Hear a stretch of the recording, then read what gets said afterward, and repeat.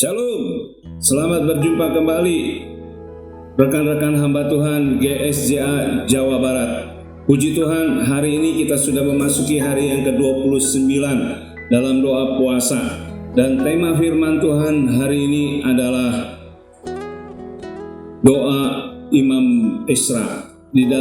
Bacaan firman Tuhan pada saat ini terdapat di dalam kitab Esra pasal 9 ayat 5 sampai 11.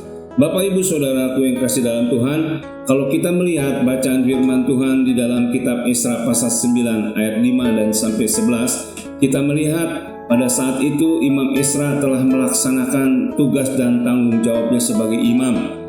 Dia telah membawa persembahan pendamaian, dia telah membawa persembahan korban pengampunan dosa umatnya. Pada saat itu Imam Esra telah melaksanakan tugas dan tanggung jawab. Dan dari bacaan firman Tuhan inilah maka saya boleh sampaikan kembali bahwa panggilan untuk menjadi imam Allah, saudara, kita harus kembali kepada panggilan itu. Sebagai orang-orang percaya yang sudah diselamatkan, kita kembali meresponi apa yang menjadi tugas dan tanggung jawab kita.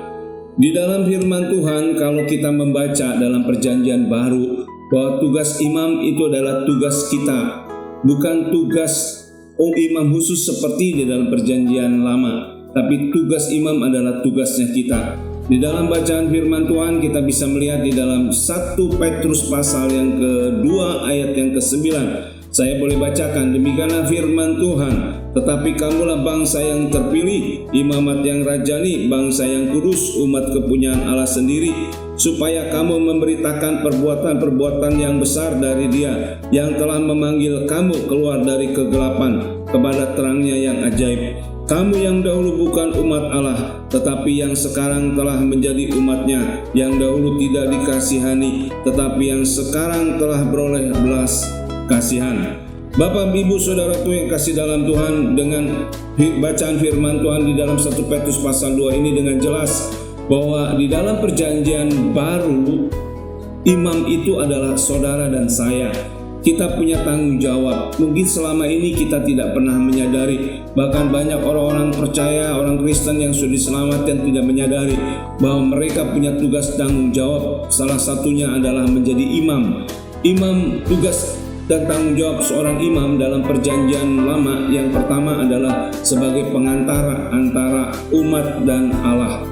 Yang kedua, tugas dan tanggung jawab seorang imam adalah pendoa syafaat. Dan yang ketiga, tugas dan tanggung jawab seorang imam adalah memberkati.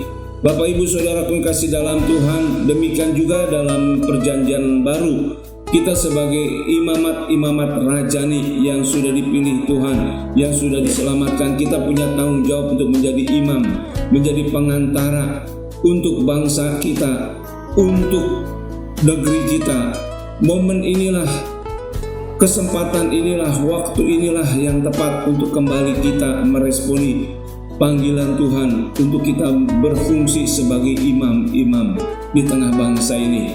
Dengan melalui apa, Bapak Ibu? Dengan melalui doa-doa kita bisa membawa doa pendamaian untuk bangsa ini. Kita bisa membawa doa pengampunan untuk bangsa ini. Seperti Esra pada waktu itu, dia mengangkat tangan dan berdoa untuk pengampunan dosa atas bangsanya. Dan Imam Esra juga minta doa supaya diampuni dosa-dosanya. Demikian kita fungsi sebagai imam. Di hari-hari ini, mari kita kembali kepada panggilan Tuhan. Sebab saudara dan saya adalah imam. Inilah momen yang paling tepat untuk kita kembali menjadi pengantara. Melalui doa pendamaian inilah kita bisa mempersembahkan doa-doa syafaat kita juga untuk bangsa dan negara ini.